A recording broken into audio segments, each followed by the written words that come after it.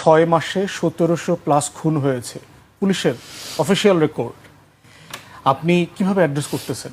এগুলো ডিল করছেন কিনা, কি করছেন মাননীয় স্বরাষ্ট্রমন্ত্রী, আমাদের বড় ভাই? তাহলে এই প্রশ্নগুলো তো করতে হবে যে সাডেনলি আপনি দেখতে পাচ্ছেন 5 তারিখের মিটিংগুলোতে এই আয়োজন করা হয়েছে।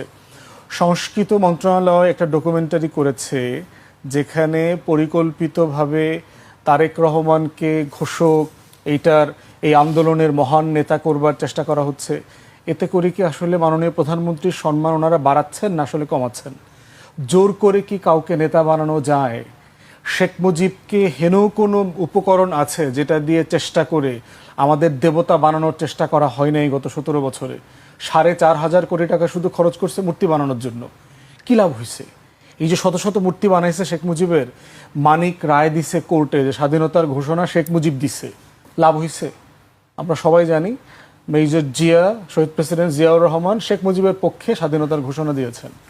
তাহলে জোর করে যে মহান নেতা বানানো যায় না, এটা তো প্রমাণিত। আর দরকার কেন আপনাদের? তাহলে এক দফার ঘোষণা কে দিলেন? আমরা মাহিন সরকারের ফেসবুকে লিখছি, তিনি বলছেন যে নাহিদ ইসলাম মৃত্যু পরোয়ানায় সই করেই সে এক দফার ঘোষণা দিয়েছেন। হাবিব ভাই বললেন যে তারেক রহমান এক দফার ঘোষণা দিয়েছেন।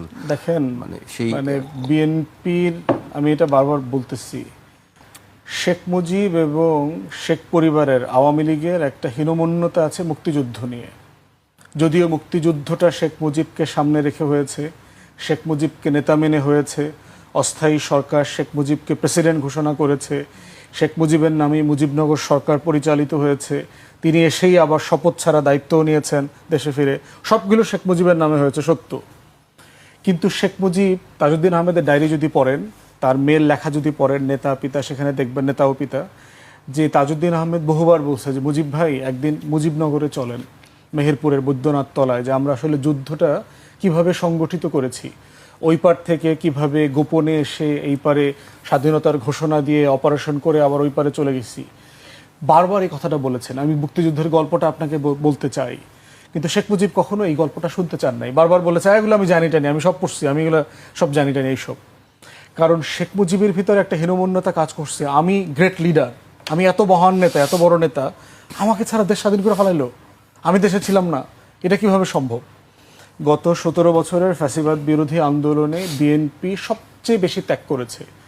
বিএনপির সবচেয়ে বেশি নেতাকর্মী হামলা, মামলা, খুন, গুমের শিকার হয়েছে। বিএনপি সবচেয়ে বেশি বড় দল আকারে রাজনৈতিক নিপীড়নের শিকার হয়েছে। হেন কোনো কন্ট্রিবিউশন নাই রাজনৈতিক দল আকারে যা বিএনপি করে নাই, যার প্রত্যেকটাতে বিএনপি অ্যাট দ্য টপ।